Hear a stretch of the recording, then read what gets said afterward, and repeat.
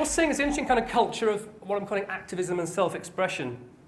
6 stories from the summer, which I think are indicative of the times that we live in. We all no doubt saw what happened in Iran over the summer with the elections. It was called the first social media election. Okay, and this game of cat and mouse is being played between the authorities trying to close down technology and the activists. Actually, interesting enough, you know, although the social media evangelists get very excited and say this was the first Twitter election, in fact, the primary communication medium used by activists in Tehran was the age-old technique of shouting from rooftop to rooftop. When their Twitter feeds were closed down, when they couldn't access the internet, they communicated as they have done in revolutions over the decades by shouting from rooftop to rooftop, the purest form of social media. Nice story from Nike, don't know if you saw it. Nike famous star LeBron James, okay, one of their top stars. They pay him gazillions of dollars every year. He was appearing in one of these kind of informal sort of basketball events where kids are invited to kind of shoot hoops against the stars. Of course, what happened was this 12-year-old kid slam dunked LeBron James. How cool was that? Okay, what did he do? He went, because it was being filmed by CNN or somebody, and he kind of went, there's no way this film's going out. And he got Nike to tell the TV company to pull the film, to grab the tapes from the TV people, because he didn't want that appearing. Of course, what happened was, somebody in the crowd with a camera phone captured that, pretty rubbishy footage, captured it though, went on YouTube, within hours, millions of people saw this kid slam dunking LeBron James. He looks stupid, Nike looks stupid, the kid looks really cool.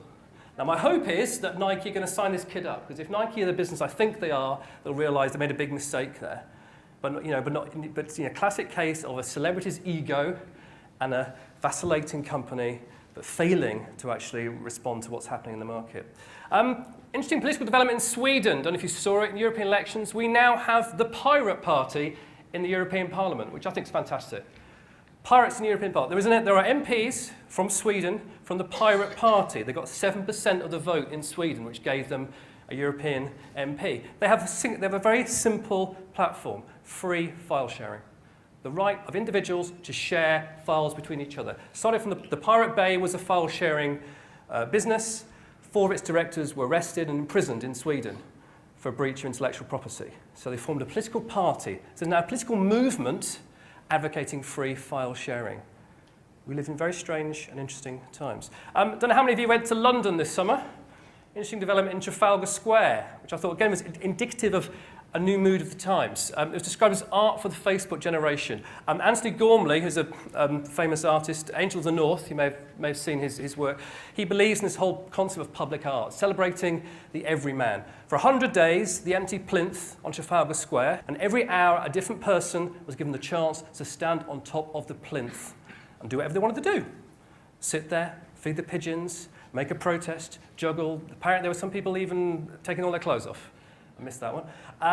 But for 100 days, 2,400 people expressed their own individual opinions. You know, usually Trafalgar Square is the place you see generals and captains, people who've murdered millions of people. This was the time for everyone, a time of self-expression. Again, an interesting kind of indication of the times in which we live. I'm sure many of you have come across the story of the Canadian guitar player in United Airlines. The famous story has been just about everywhere now. Those of you who aren't familiar with it, classic story, a musician on a United Airlines flight, his guitar was damaged. Okay? He tried to go in through the usual channels, and after 9 months, out of frustration, he said, you know what, I'm going to make a video. Okay? The old adage was, if your customer has a bad experience, they'll tell 8 of their friends. These days, the bad experience, they're going to tell 2 million within 24 hours. So Dave made a video, because he's a singer.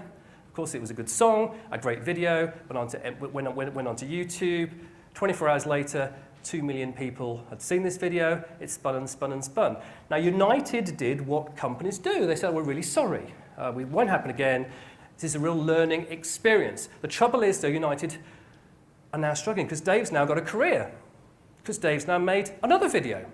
Okay, and Dave's now planning a 3rd video. Because for the first time, this failing musician that nobody ever listened to what he said, suddenly has got a global audience. So he's now churning out these videos, and United Airlines don't know what to do, because they've done their apologising, and it hasn't gone away. And this is the challenge that companies now face. Okay. Now, when I've actually sort of posed this challenge in various workshops, consistently, I say, well, what would you do?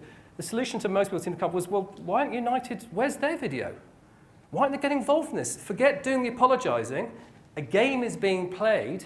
They should be part of it. But it's getting to come to terms with the kind of changing times, if you like, changing landscape. This story is from Germany. Again, another strange experience. A film appeared on YouTube purporting to come from Sprite, which is a Coca-Cola brand. And it was a pretty full-on movie, very high production values, but it was pretty pornographic. Okay? I won't go into details. It's still there for those of you who were so minded. But for 48 hours, this thing ran because the production values were so high. And after 48 hours, somebody said, hold on a minute, are we sure this is from Sprite? And Sprite realised what had happened. It had actually been produced by a MTV director in New York as a social experiment. Now, I love the idea of, you call something a social experiment, you can get away with murder. So I'm going to do everything, if it's always a social experiment. But he claimed he put this film together as a social experiment. Now, of course, what Sprite did very quickly, said this is inappropriate, closed it down. Within 24 hours, you had 20 pornographic movies. Within a week, you had hundreds of pornographic movies. And so it continues.